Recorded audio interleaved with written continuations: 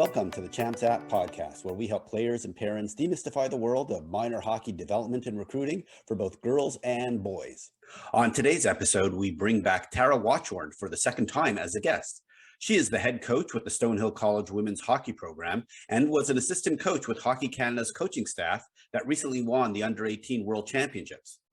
Tara shares her thoughts on how the Canadian team was able to make adjustments to win gold and gives us an update as she prepares for the Skyhawks' first season. This was an awesome conversation with Tara, so I hope you enjoy it. Before we start the podcast, I wanted to let you know about the app in Champs App. Champs App lets you create a free, beautiful online hockey resume to share with coaches, teams, and players. Your profile includes all the information coaches want to know to help decide if you are a player they want to keep on their recruiting radar. What makes Champs App unique is that you can then connect directly with college, prep, or team coaches, and they can then follow your updates. So when you add a new highlight video or a game to your schedule, they will automatically get notified of these changes to your profile. It's a really easy way to keep all your connections up to date. Just go to www.champs.app and click the sign up button to start your profile. And check out the links in the show notes to see a list of some of the college coaches already using Champs App that you can connect with. Stay tuned after the episode for more details on how easy it is to create your Champs App hockey resume. I am super excited to have my second returning guest to the podcast, Tara Watchorn. Tara is the head coach with the Stonehill College women's hockey team that will start their first season at the D1 level this fall. And she recently was part of the Hockey Canada coaching staff that won gold in Madison, Wisconsin at the Under-18 Girls World Championship. Welcome back to the podcast, Tara. Hi, thanks for having me. I am so delighted that you agreed to come back on the podcast. If you might remember in episode 27, when we had you on first, I said, hey, I'd like to have you come back on, in about a year to see what's going on. And now we're actually doing it. So let me set the stage for folks who are listening in. We're not going to go into Tara's background. We're not going to go into a huge amount of detail about like the actual Stonehill College. But what we are going to talk about is how the Canadian team at the Under-18 tournament was able to pull off a great win to win the gold against the US team 3-2 after losing the first round robin game 7-0. And then we're going to go into detail on what she's been up to for the last year on the recruiting side and just team creation side at Stonehill College. So we're just going to get right into the meat of things. And for folks who were watching the Under-18 tournament, you might recall that Canada actually didn't do so great in the round robin game against the US and were pretty much dominated throughout that game and ended up losing 7-0, but we're down 3-0 after the first period. So maybe just take us through, what that was like right after that 7-0 game. Clearly you were outplayed on a variety of different ways. Maybe you were expecting it, maybe you weren't. The US was clearly dominant in the round robin for all their 3 games.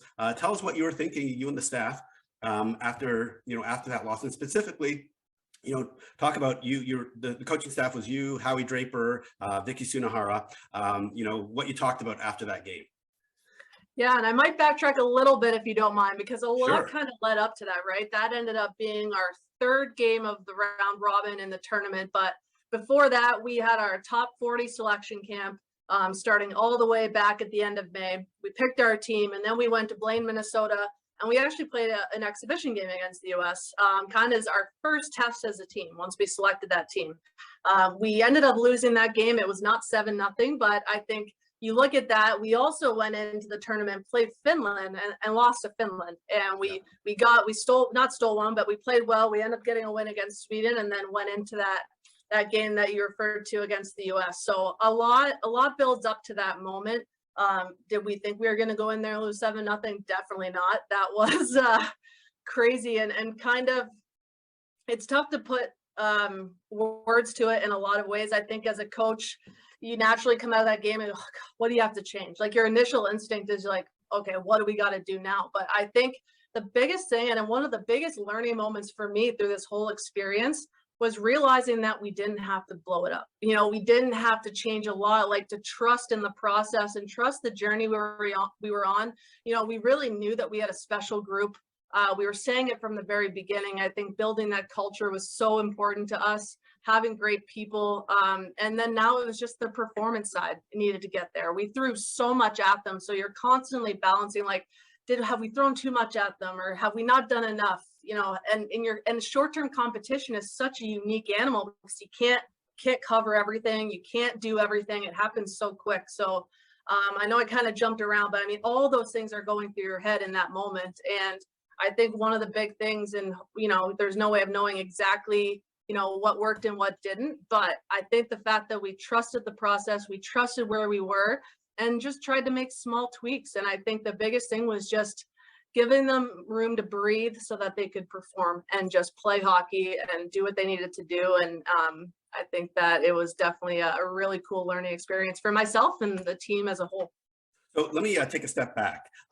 So I didn't realize this until I looked it up on Elite Prospects, but Howie Draper has actually coached the under-18 girls team as the head coach for several tournaments. So, and I believe, you know, the coaching staff was there for, you know, at least several of you have been there multiple times. So maybe give a little bit background on Howie Draper. I know he is coaches at the University of Alberta, the women's team, and you know, he played as a player at University of Alberta, and so he was a Claire Drake disciple, which many coaches in the NHL kind of come off of that coaching tree. So maybe you could just tell us a little bit about Howie, and then how you and Vicky all work together at kind of what your philosophies were for the team.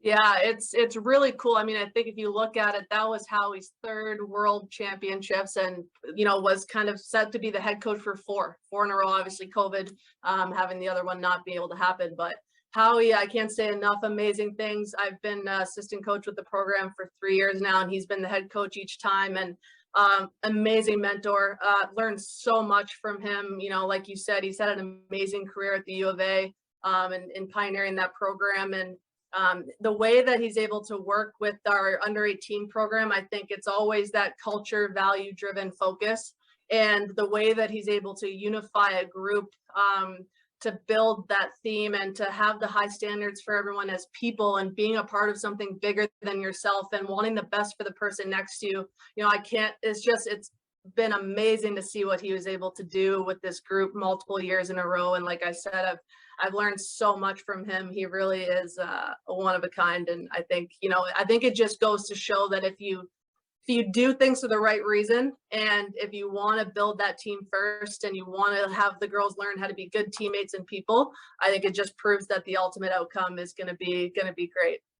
Awesome. All right. So I don't know how much you're allowed to tell me about what you changed for the gold medal game. So either I can tell you what I think I saw, because I went back, as I told you when we were planning this, that I was going to go back and rewatch game 1 and game 2 versus the US. Do you want me to start saying, here's what I think I saw change, or do you want to share what it is, and then, you know, I can then probe from there? What would you prefer? Yeah, I want to hear your thoughts. Let's hear it. Okay, so I think there's multiple things. It was not just one thing. One is you clearly got better goaltending in that second game, and obviously that, you know, that was shown on, you know, as the MVP of the game. Mari Peterson won the MVP of the game, I believe, for the gold medal game. I think getting Jada Ginla back certainly helped. She played a role. I think your special teams certainly played a role. You only got 8 minutes of penalties instead of 14 minutes of penalties. So obviously just not having to kill penalties gives you more time to create offense. I think you gave less time to the US top players like Sydney Morrow, Tessa Janicki, and Layla Edwards. You played more of a man-to-man on them, or at least when you saw them get the puck, you said, let's stop them right where they are. I saw more of 5 in the box, more inside the house, trying to, you know, protect the net a little bit more, not as spread out. And at the end of the day, I thought you also just got a little bit better luck, because you still got outshot. You know, Tessa Janicki hit the post, I think, with a minute and a half left or so, and that could have been a difference in the game if it had gone in. So those are my amateur, you know, just watching it on TV kind of perspective. How close did I get? I don't think you're wrong in any capacity. I mean, I think, you know, all of those things play into it, you know, and it's crazy whenever it comes down to one game. You know, you can try to pick and choose, but there's so many things at play. But I think you definitely aren't wrong there. And to build off of it, I think, and kind of like I was talking about before, you know, it is a journey. And the fact that after that 7-0 loss, we got another game to play, which I think was so valuable, getting to play that quarterfinal. And then facing that adversity, you know, they always say, like, the team that doesn't ever lose in the round robin, you know, it's kind of that monkey on your back, like, but does facing adversity help, right? I think all of that stuff kind of queued us up nicely. And I think for us, it was kind of like I said earlier, it was, you know, just let them play. And I think it was confidence building over time throughout the tournament. I think helped individually and as a team, how we were gonna function as a team, what was going to be our on ice identity, how were we going to execute. And I think that by the time we got to that gold medal game, like we just really felt confident in our mentality, how we were going to go out there, and we kept talking about how we had to play a blue collar style game, you know, getting pucks in deep. And I think a lot of we tried to educate the girls on just the momentum swings of a game, like how important changes were, how important it was to try to maintain possession in the offensive zone and change during those moments, and have them understand and buy into the little things in a game that are just going to then allow them to execute and use their skills, right? So I think all of that kind of built up over the tournament, and they really bought in, and I think bought in for each other. So to me, it was like everything you just said for sure, but a combination of just the culture we built and the game plan and the mentality, and having that come together perfectly in the moment. And the girls came up flying, there's no doubt. Gotcha. So was there any player or coach that like kind of gave a little speech that kind of, you know, they talk about how after the Colorado Avalanche won the cup that, you know, I think it was Andrew Cogliano made a little speech beforehand and talking about how he, you know, he'd never won a cup and this was his opportunity and all this kind of stuff. Was there any speech that kind of came from any of your players or coaches that you kind of felt had a real impact that kind of really got the team motivated and focused? Everyone kind of had their moment, and I think that's what was really cool about our staff and our team, you know, the way that how we really empowered Vicky and I and our extended staff, and everyone played a really big role, you know, whether there was moments where I spoke up about different things in my experiences and things that I've learned. And Vicky, I mean, she just is so passionate and so motivating. There was a moment where she really spoke up to after that 7-0 loss, and just such an inspirational staff. And then there were players that stepped up. You know, I think one thing I think that allowed us to have success was we did meet with the leadership group regularly and really, really empowered them to have a voice. And we would bring other players in to meet on a consistent basis, and just really having people feel like they had a voice in this. And our big thing was that we lead, all 23 players are leaders, and that we lead as 23. And I think there were all moments in the locker room and team meetings where different people stepped up and had something to say, and all of it was valuable. So based on this experience, which like 1 or 2 players do you think are just like really surprised you and really have a bright future of them, potentially with Hockey Canada as they kind of move into the senior ranks? Yeah, that's a tough one to say. I mean, they're so young, you know, and I don't know if I could definitely have a bias towards one or the other, but like they all have such promising careers ahead. I guess, you know, personally, I can speak to our D corps. You know, I worked with the D, and, you know, that was just such an honor for me and a privilege to work with such high caliber players. I mean, our D corps was strong top to bottom, from our rookies to our vets. Just such an amazing presence and offensive ability.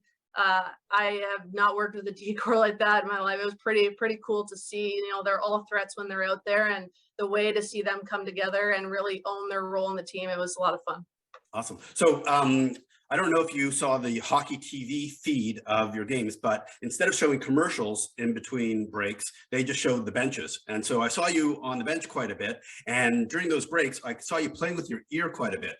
Did you have an earpiece in your ear? And were you talking to some folks upstairs, and then during breaks, like pulling it out so you could talk to the players? Like, and what information were you getting from upstairs or from whoever the eye in the sky was?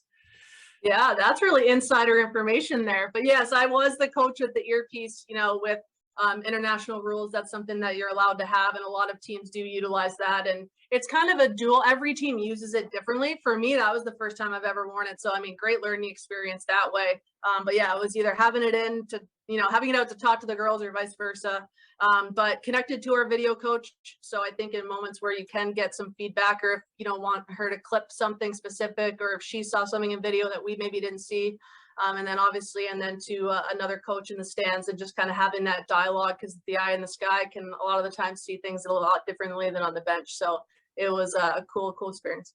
Any example of something where they saw that you were able to apply during a game, or is that a secret that you can't share with me? Yeah, it was unique because for our tournament, we weren't allowed to utilize the replay capability for like offsides and things like that. Like they used video to review goals, I think, but other than, we weren't allowed to use coaches' challenges. So it more was just practice in a lot of ways. And I think that's the big thing. What's really cool within, the program in general is that this is a development opportunity for staff and for players, at the U18 level. So to kind of build in those habits and to build in, having those roles and doing that kind of stuff. So we couldn't actively, challenge plays, but technically having that earpiece would allow you to have a little bit more concrete information if you were going to challenge. Gotcha. Okay, so I have two more questions about the under 18. So one is, if I was to share with somebody, here's one actual practical thing that the Canadian team did differently between the first game and the gold medal game. What is it that that you can share about, kind of generally speaking, that you did differently?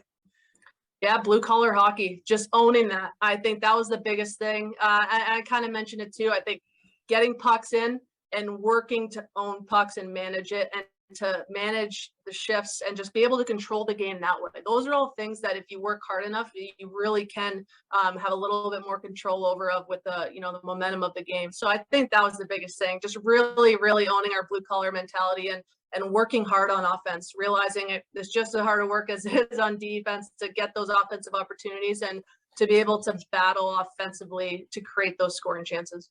Awesome. So what I did see was just, it seemed like the U.S. had more overall skill level, like the average skill level may have been a little bit higher, but your team play in that gold medal game is really what won it for you. So congratulations. I do have one more follow-up question. So here's a question from someone who wants to play at the under 18 level, who's also a defenseman. So the question is, what top 5 skills do you look for someone who could play at the under 18 tournament? That is a great and loaded question. I will say what's really cool, that it's bigger than me as a coach in a lot of ways. And I really, really love our process with Hockey Canada. We have regional scouts that are everywhere, that watch players from, when they're kids all the way up to when they're that age group, they can be selected, right, to high performance teams for their province and country.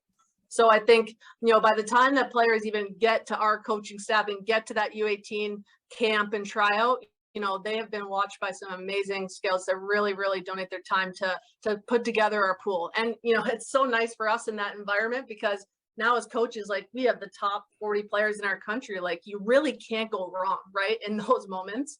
But I can speak individually for me as a coach and what I look for. Sure. I think obviously you need a foundational skill set that allows you to play at the pace of that level, right? So it's a baseline skating ability, and I like to say 5-foot puck skills. So the puck skills immediately around your area. But I think what then continues to separate players at the next level, and I always say this, whether it's to recruits or anyone in the hockey world, I think there's a functional skill set that allows you to play with others at a high pace, play with others under pressure. I think pass reception, ability to protect pucks, to be impactful when you're on the ice. I think those type of skills, that they sound more simple than they are, but those are the ones that really, I think, continue to separate you at the next level. Your transitional skating, right? Your strength, just to be able to have an impact every time you're on the ice. And I think at this age group, beyond that, when you can shoot the puck, when you can be a threat, whether for D or forwards, when you can shoot off the pass and you consistently make the people around you better, all those things, I think in general, whenever you make that jump to the next level, those are the things that are going to allow you to keep growing, at that level. Because when you get to the best in the world, or the best in your country, or the best in college, skating the puck end to end isn't a thing that's done as often, right? So I think that type of skill set is so valuable. And can you just clarify your first comment around handling the puck within a 5-foot radius? What exactly do you mean by that? Yeah, that's more just like your puck control skills in general, right? And where there's nothing else influencing you. It's just your ability to skate and handle a puck within the area around your body. And then you could extend that, and I stole a lot of this from Mike Ellis, actually.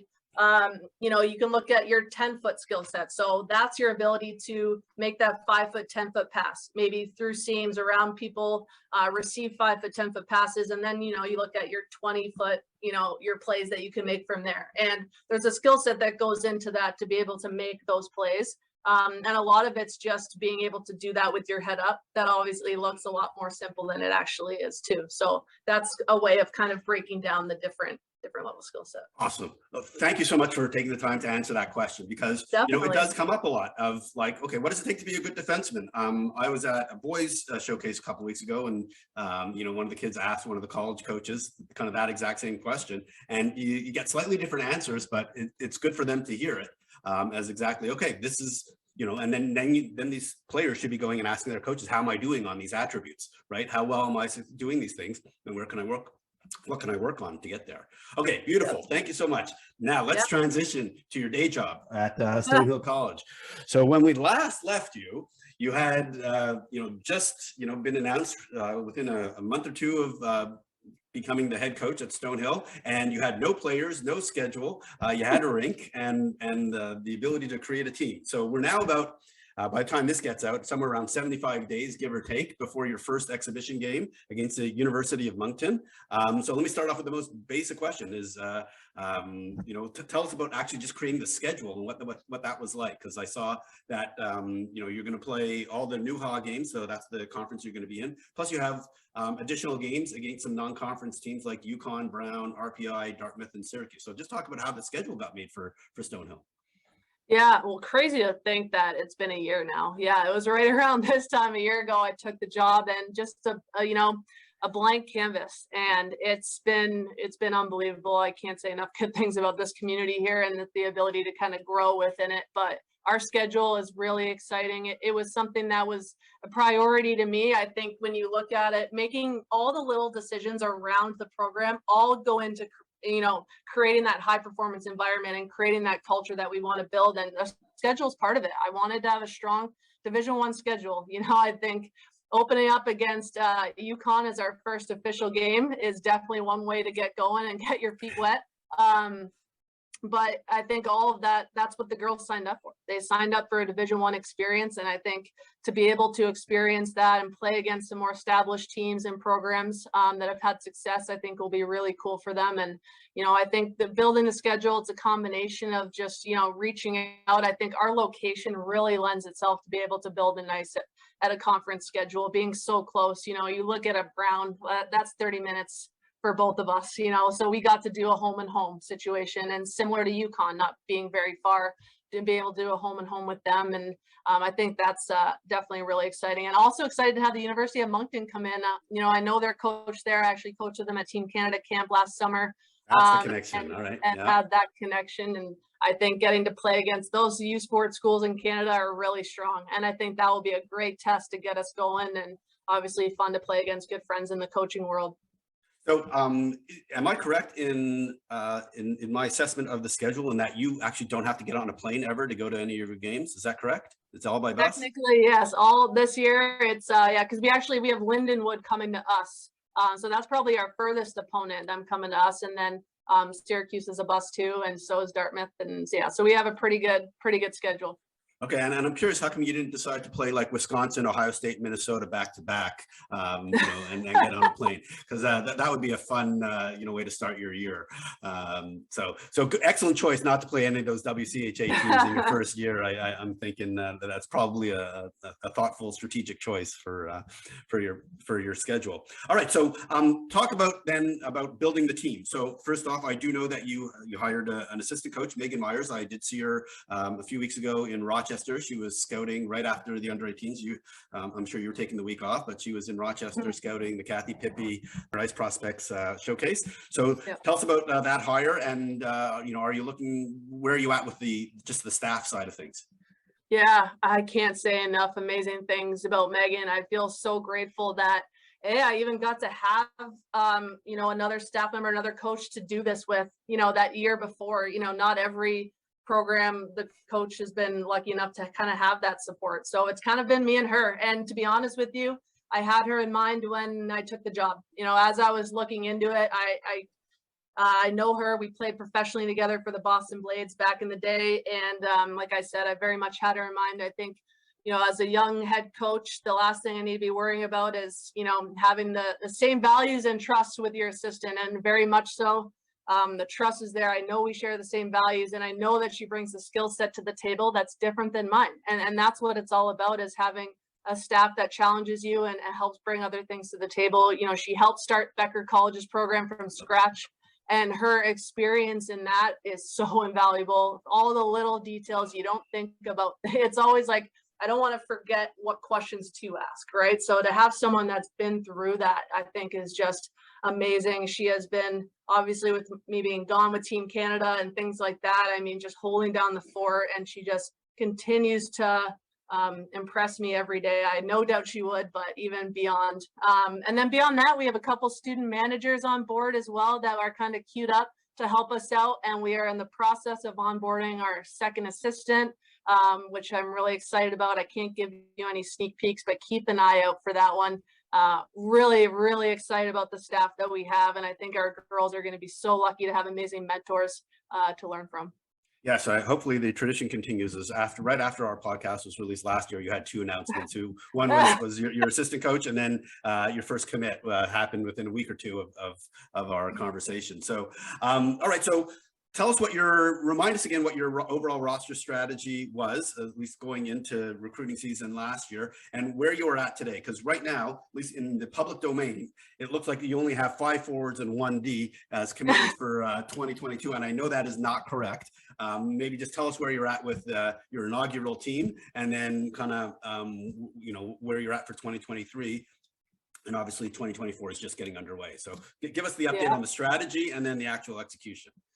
Yeah, we are really excited about the girls that we have coming in next year. I think like we maybe chatted about in terms of our strategy, it was such a unique time to build the program.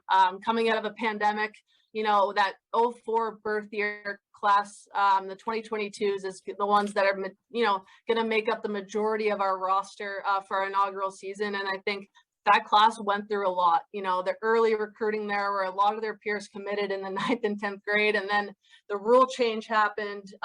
Then the ones that weren't committed yet had to wait until June 15th after grade 10. And then the pandemic hit. So I think that it was a really, really opportunistic time to build. I felt like there were a lot of great players who are still out there that could help build our team. And I like to think that we have a good amount of them coming in. I think our freshman class is going to be roughly around 18, and so 4 transfers to join. So 18 freshmen. So that was the choice you made. So you could have bulked up on transfers that were coming in at 2nd, 3rd, or 4th year, and you chose to go primarily freshmen and carry them through for 4 years. That's actually a bit of a surprise. What was the thinking behind 18 freshmen? Yeah, and I think part of it was I had a plan, right? And I had a vision in my mind, but and I knew transfers hopefully were going to play a role for multiple reasons, right? It's spots that turn over quicker, so we can backfill as we front fill.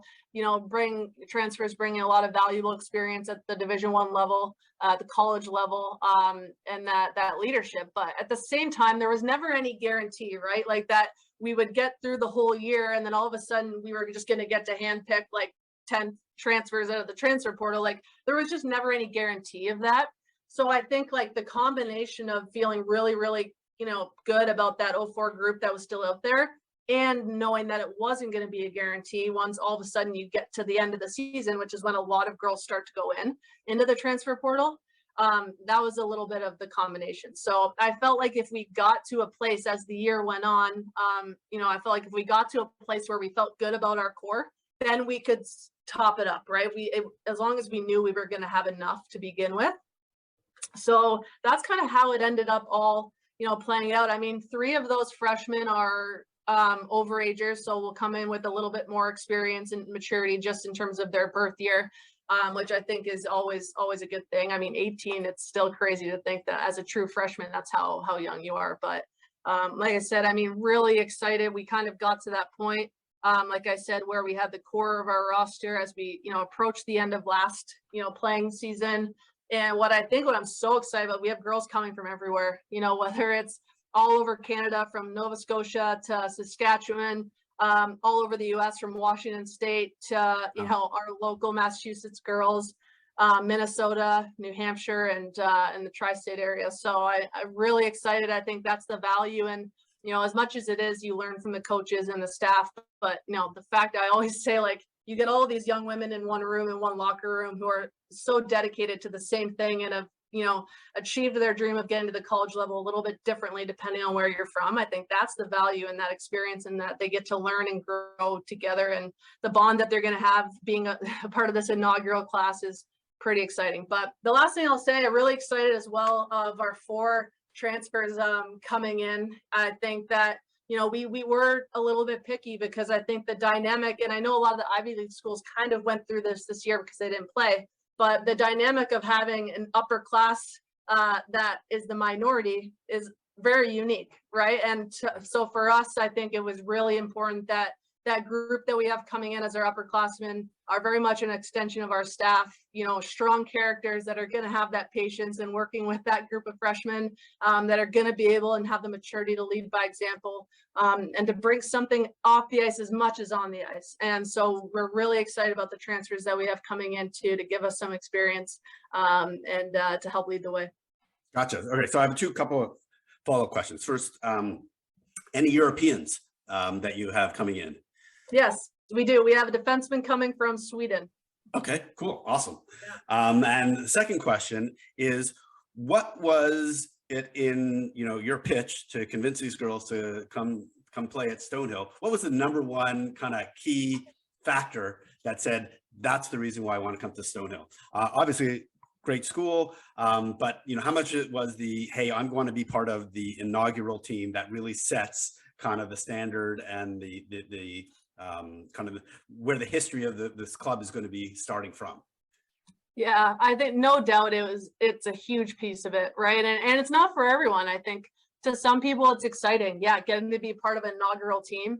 And those are the girls that we have, the girls that wanted to take a chance with us on this, that wanted to be part of something new and wanted to be a part of making history and leaving their mark on a school and a program. And definitely that's something that I think all of our girls are really excited about, and something that in a lot of ways, I just got to sell my vision, right? We got to sell our vision for the program and being a part of history. And I think that was a huge sell. But it's funny, when we released the roster and we got all this information about the girls, we had them answer, why Stonehill? And I think if you look at those answers, a lot of it's just the community here. And it's so funny because it was so similar to my experience in taking the job. Like, I was attracted to the opportunity because of the newness and the excitement of building something, but it was the people when I got here, and it was the community that made me want to do it. That was the selling feature. And I think all of the girls that we got to have on campus and experience what we have going on here at Stonehill, I think they all fell in love with that community feel, the same feel that I fell in love with. And I think that's a combination of both. Gotcha. Okay, cool. All right. And so from where you sit on the bus, what was the hardest part about building the team and just building the overall club, so to speak, over the last year? In terms of the recruiting side of it, the personnel side? Everything, building the whole team. I mean, you're doing more than just building just the recruiting side of things. It might be just getting the rink ready or getting the locker rooms ready. Who knows? What was the hardest part? Yeah, and we're still kind of in it. I think, I think time will tell. I feel really excited about the girls we have, how everything's gone on the recruiting side of things, excited about our staff. And now it's all the little details, right? And just making sure things are ready for when the girls get here. I think that's a little bit of the stressful part of it, but all in a good way. So I think that's probably the hardest part, is just trying to think ahead of all the things that are going to play a role when it comes to that opening game or when they first get on campus. I feel really good about where we're at, but there's always something to be done. So we're counting again. We're competing with the clock now. So I probably could tell you, in all honesty, I'm maybe more stressed now than I've ever been, but in the best way. Like, I feel so good about where we're at, and so lucky to have the village of people helping us that we do. Gotcha. And how are you managing expectations for the on-ice performance? So, we had Bethany Browson on from St. Thomas, before the season started, and, they did quite well considering they play in the WCHA, but they only won 5 games. So, what would you consider success for next year in terms of managing expectations? I like that question a lot, because there really is, there's so many unknowns. And what I do tell a lot of people is, when you have 18 freshmen, you just never know, right? And when you have a team that's brand new, that has never been together before, you just never know. And in a lot of ways, funny, and it kind of connects this whole conversation, but it's very much like a short-term competition, we have to view our preseason, because we're trying to get an entire team on the same page in a matter of 5 weeks in person and some virtual sessions leading up to it. So I think realizing that the runway's short, it's a brand new team where we have to come together.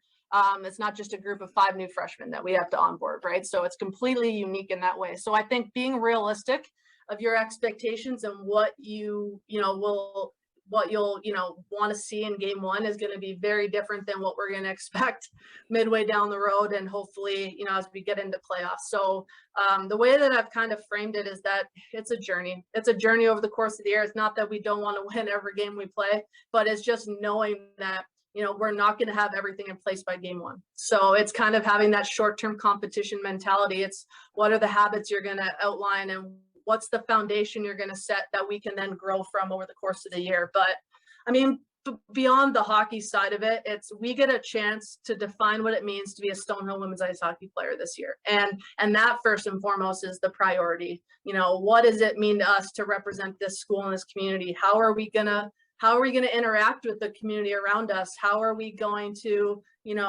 what values are we going to live by? What's the standard we're going to set? And all of that comes first and foremost, and then the hockey side will come later. But that's the fun part. Awesome. Okay, so I am going to go back to the recruiting side of things.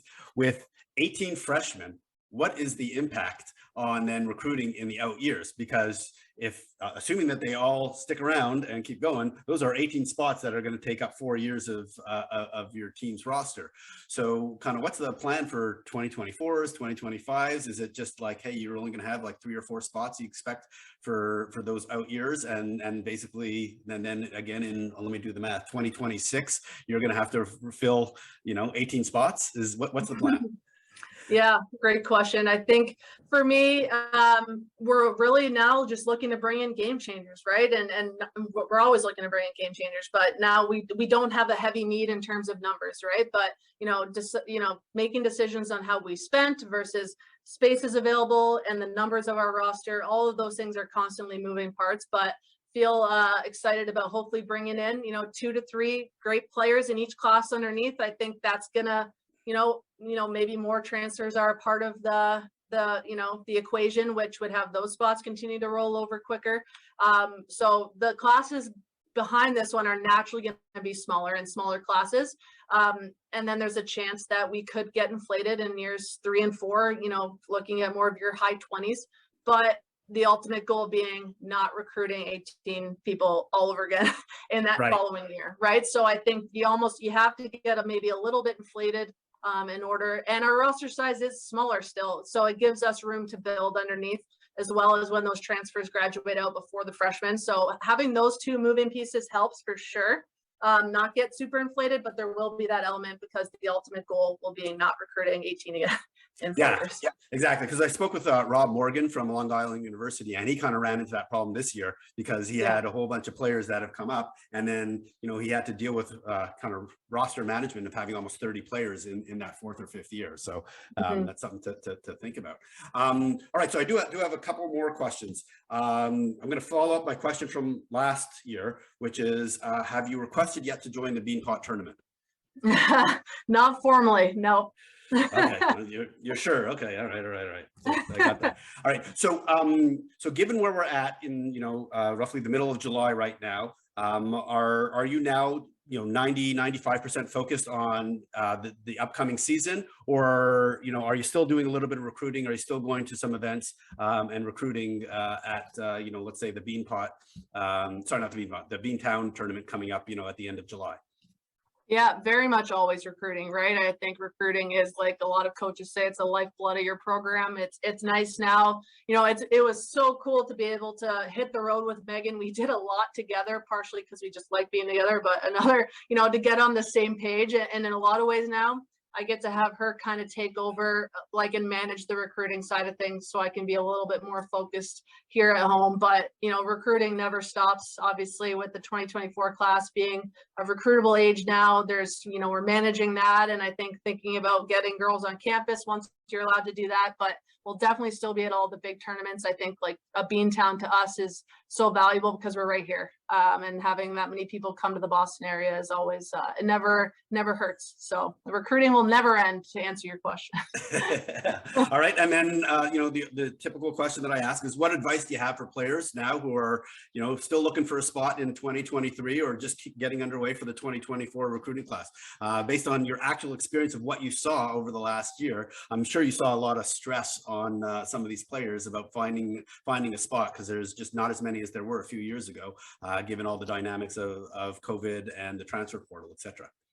Yeah, you're right. I think there's been a ripple effect. I alluded to the 04 class and everything that they went through and from the recruiting experience, and very much it's affected the 05s and the 06s. This extra year of eligibility will have a ripple effect for a little while to come with the roster size of D1 teams. I think what's really exciting is the expansion, of our league and our teams to be able to hopefully help provide other great Division I homes, because the women's game's growing and there's a lot of great Division I caliber players out there. And I think with the addition of us, hopefully there's more homes to play.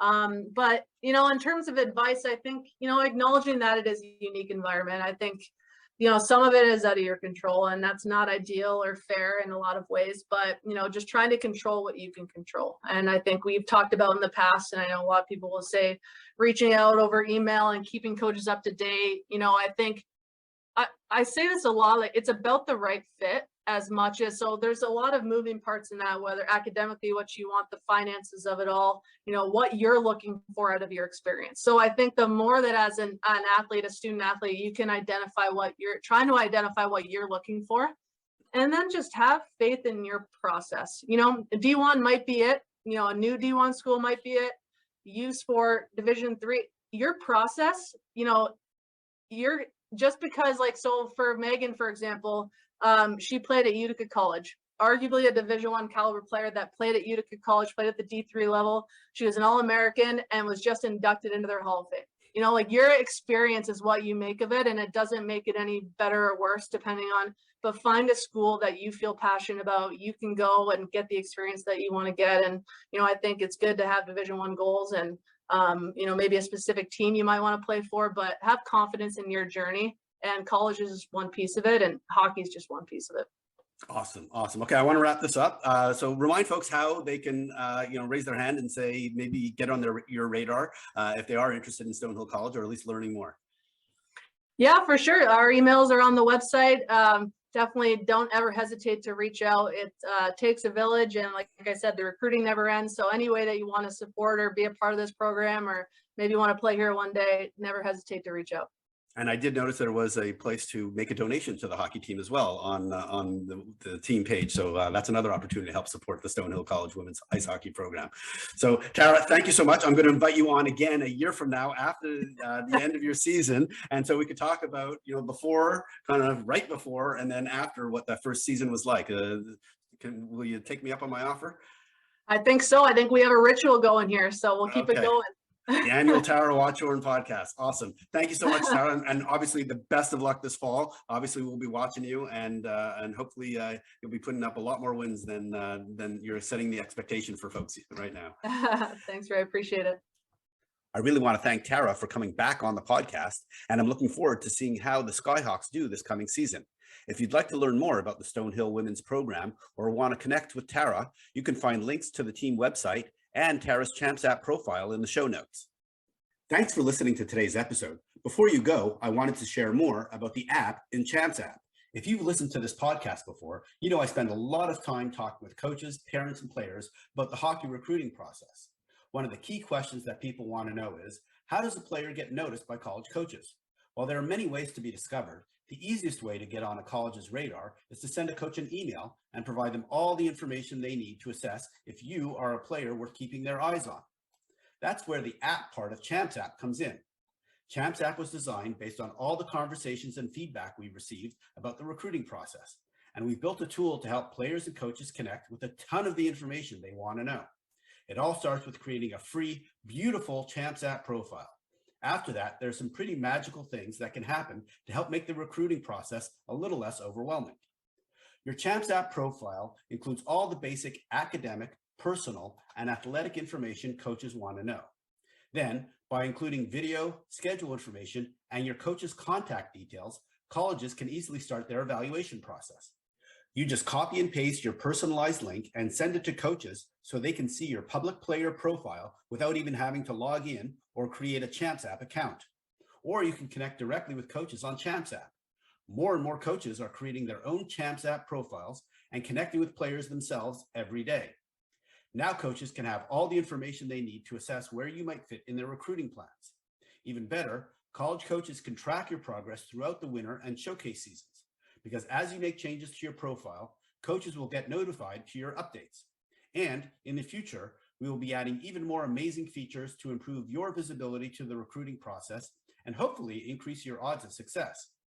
If you want to see what a player or coach profile looks like before you start your own, look in the show notes to see some examples. My kids and I have used Champs App for their recruiting process. In fact, my son was invited to a AAA tryout thanks to his Champs App profile. So go to www.champs.app and start your player or coach profile. It only takes about 15 to 20 minutes to complete most of your key information. Good luck, and please let us know how it helped with your recruiting journey.